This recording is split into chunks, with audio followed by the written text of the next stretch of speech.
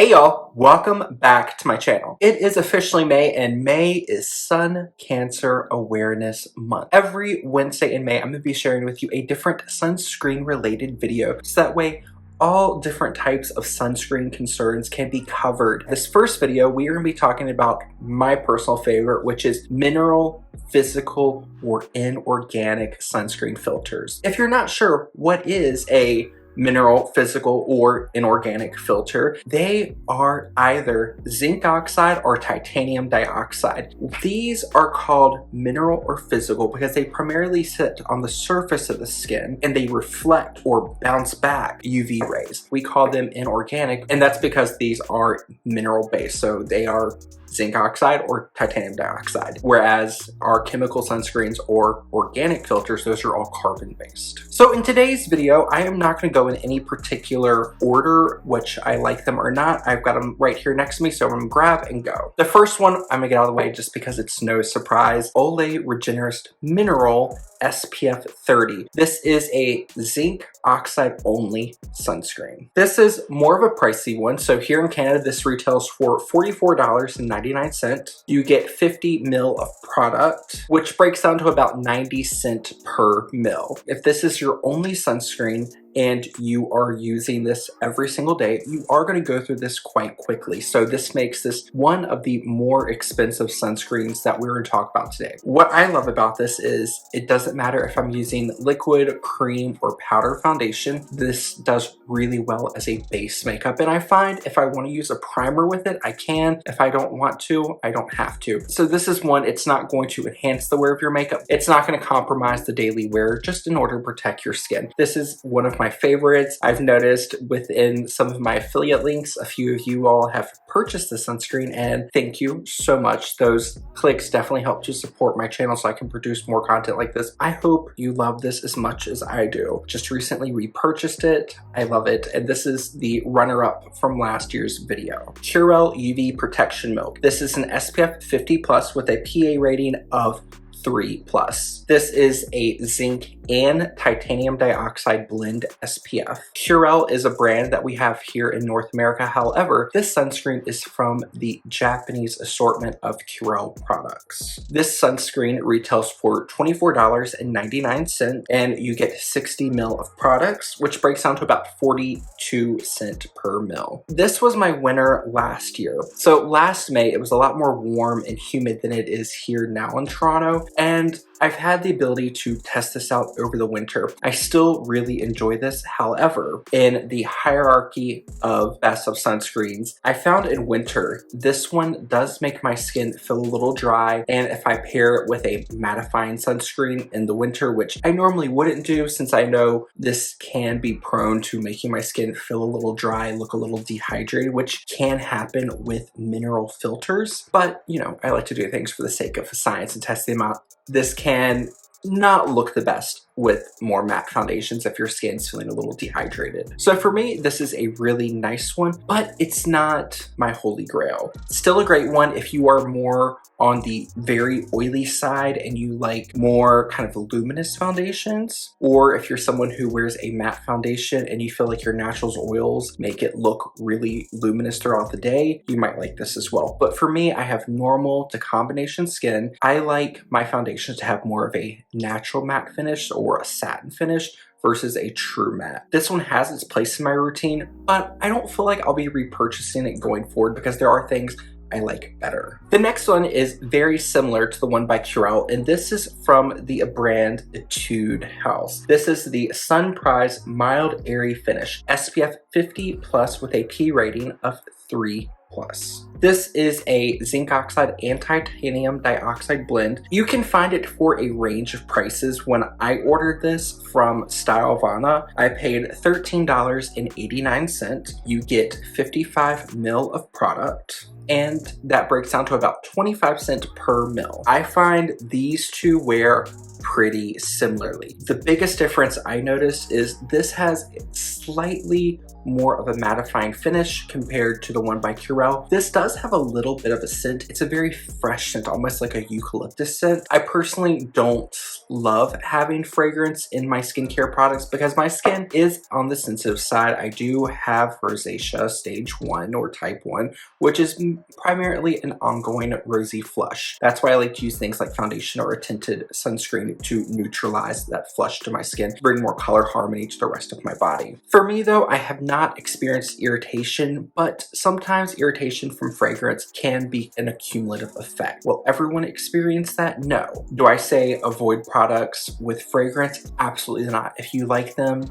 you enjoy them, continue using them. But if you're someone who is very sensitive and you like to keep your risk for your skin becoming sensitive, then I say avoid fragrance. So for me, I will continue to use this one. I like this a lot under very luminous foundations for a smoothing, mattifying effect on the skin. These two have both been kind of knocked back by a newer one that I've been testing out and loving. And that one is the Dr. G Green Mild Sun Plus SPF 50 Plus with a PA of 4+. This is a zinc oxide based sunscreen. You can get it once again at a few different prices. I find a lot of Japanese and Korean beauty products, when you order them from places like Yes Style, Olive Young, or Stylevana, prices will change quite a bit. And when I'm noting down the price, I'm noting what I paid when I ordered these products. I ordered this from Olive Young. I paid $25.75. You get 50 ml of product, which breaks down to about 52 cents per ml. This has become a strong love of mine. Do I love this as much as I love my Olay? Yes and no. This one, no matter how much I apply or reapply, this never gives me a white cast. This, on the other hand, it does leave a white cast. And we're gonna talk about the white cast from each of these sunscreens in just a moment. For me, this does leave a white cast or a kind of brightening effect on the skin. If I'm not wearing like traditional foundation or a powder foundation, I'll use this under a tinted SPF. That way I can make sure I'm really getting the maximum protection. If I'm wearing this under a foundation product, it will neutralize that white cast. So I really enjoyed this. This leaves a really lovely velvety matte finish on the skin. It's a very lifelike matte. It's not a flat, dry matte. It never feels dry on the skin, and it smooths the texture of my skin just as well as any kind of smoothing primer. So when I use this, I don't use a primer, and I am just as happy with my results throughout the day. And I find this does help extend the wear of my makeup by an extra hour or two. So if you don't mind a little bit of a white cast, you have more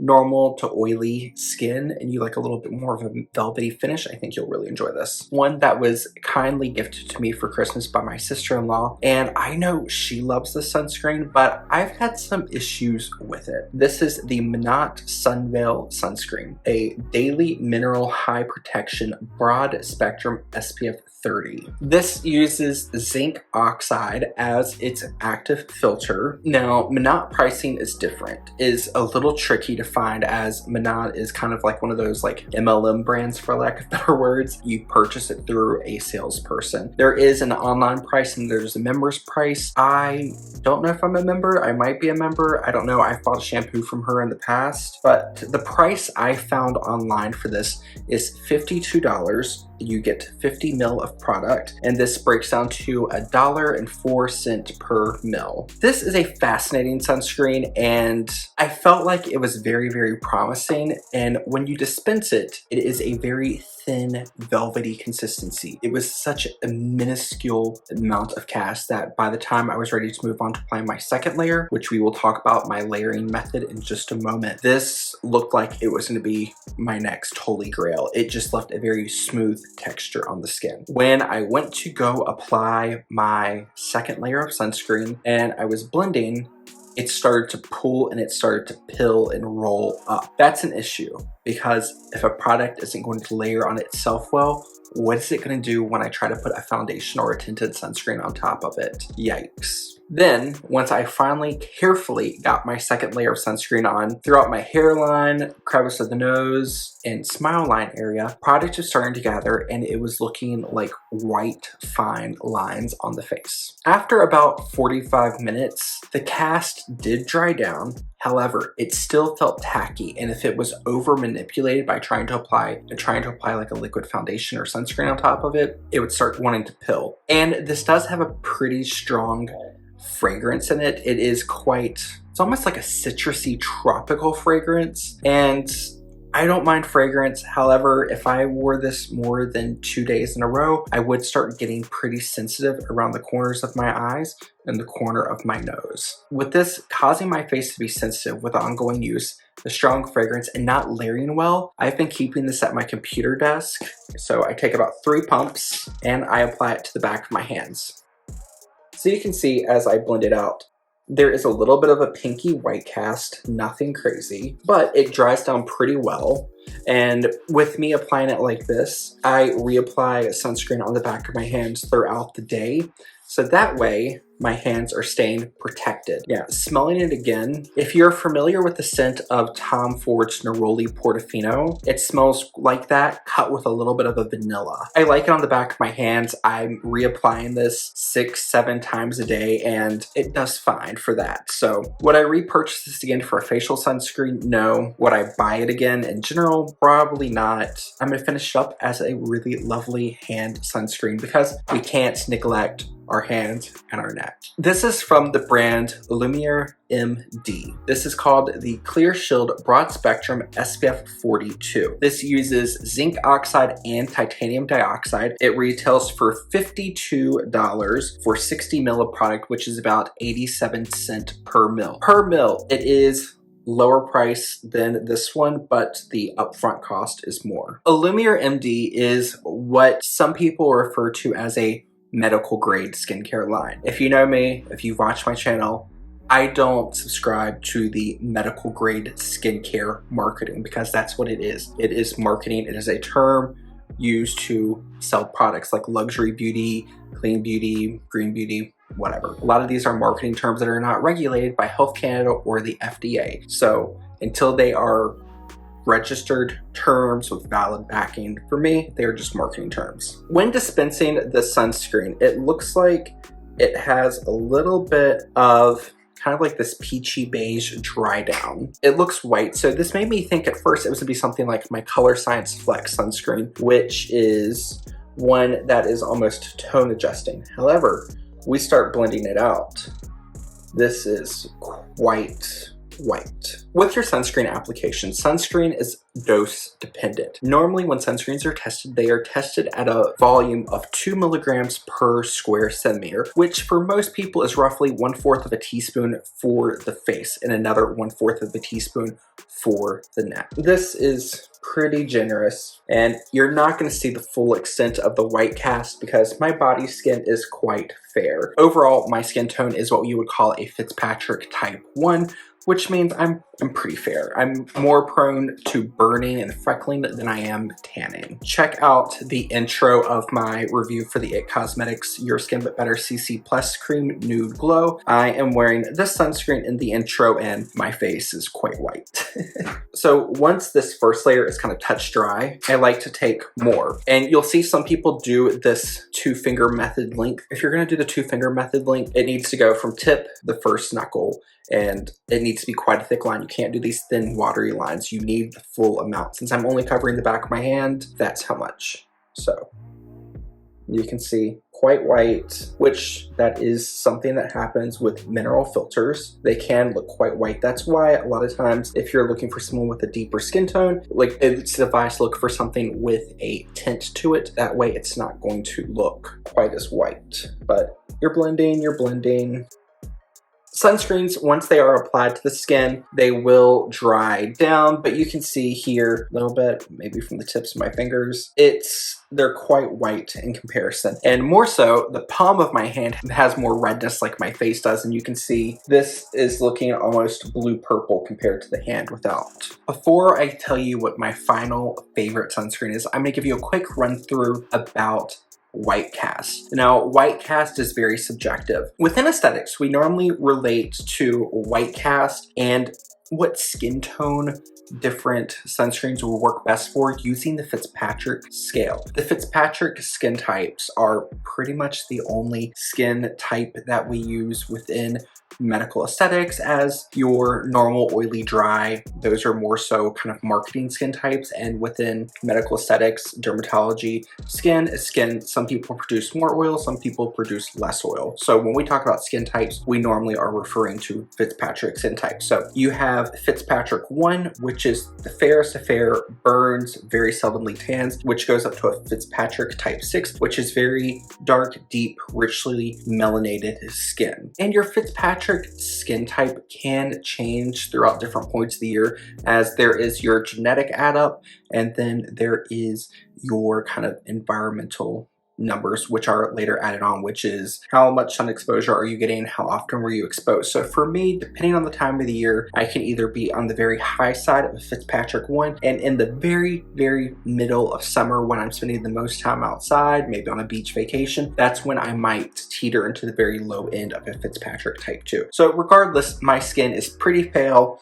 I don't tan, I burn, and I freckle. And with too much exposure, I am very prone to blistering, which is not good. So sun protection is essential. The way I rank my white cast is very dependent on my skin tone. Or if your skin tone is a lot deeper than mine, then you're gonna probably notice more of a white cast than I do. So for me, I'm gonna rank my white cast on a scale of 1, no white cast at all, to 5, opaque white cast. So at first we have the Alumier MD Clear Shield. When this first goes on, it is a 5 out of 5. There is true opaque white cast. After about 30 to 45 minutes as it dries down, then I'm gonna get about, I would say, a 3 to a 3.5 out of 5, as it has toned down a little bit. It's easily coverable by makeup, but it's still quite apparent when it's applied at that 2 milligrams per square centimeter dosage. So pretty opaque. If you are any deeper than my skin tone, I feel like if you're applying the correct amount, you can expect a white cast. I don't know if it's also called Clear Shield, but Alumier MD does have a tinted version.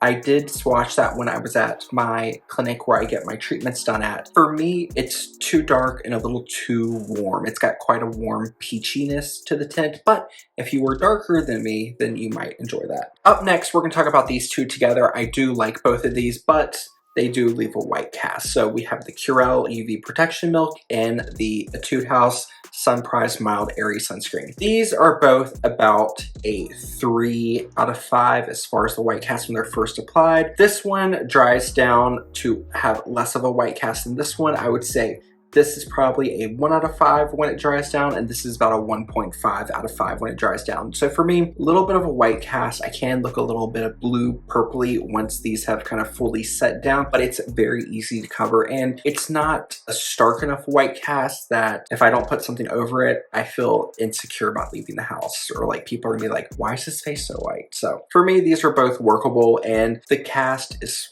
not horrible, but it is there. The Monat Sun Veil, this one, first layer does not have a white cast. The second layer, the white cast does kind of tone down. So I would give this about 2.5 out of 5 once it's freshly applied on that full 2-coat method that I like to do. After about 30 minutes, I find most of the white cast is toned down. It's gone, I would say, about a 0.5 to a 1 out of 5 as far as the white cast once this is fully set down through like hair bearing areas. So like for me, facial hair, eyebrows, hairline, and any like valleys or crevices on the face, and it settles, you will see a really, really white cast. So for me, not a horrible one. It is quite workable. If you're someone who likes to be a little bit more skimp on your application, then you might be able to get away with this. If you're someone who is applying the recommended dosage of sunscreen, you might get a white cast, especially if you have a skin tone deeper than mine. Next, we have the Dr. G Mild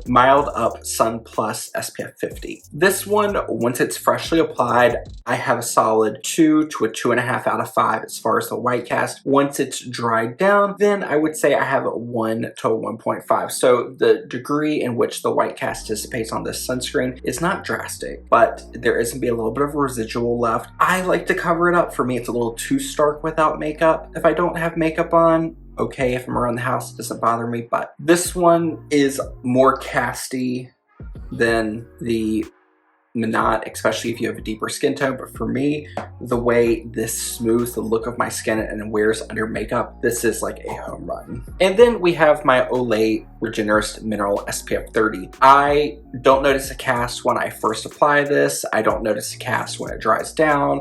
I don't notice a cast when I reapply 2-3 times a day. For me, this has no white cast. And from anyone that I know that has tried this out, I've not heard anyone say that it has a white cast either. So I feel like this is one of the most flexible mineral-based sunscreens. Wonder though, if someone has a rich skin tone, I would say like Fitzpatrick 4 to 6, I wonder if this would have a white cast. I don't know anyone with that skin tone that's tested this out, but I feel like it would be workable, especially if you're someone who wears makeup. What are my top 2 favorite sunscreens of 2022? I would say it's still my Olay Regenerist sunscreen. This, I feel like, is no surprise. This was runner-up last year, and I put it in second place because of the price point. And at that point, I wasn't noticing as much of a white cast from the Curel. But this one, price a little bit steeper, but for me, it's worth it because it's such a great, reliable, no-fuss sunscreen that works well summer,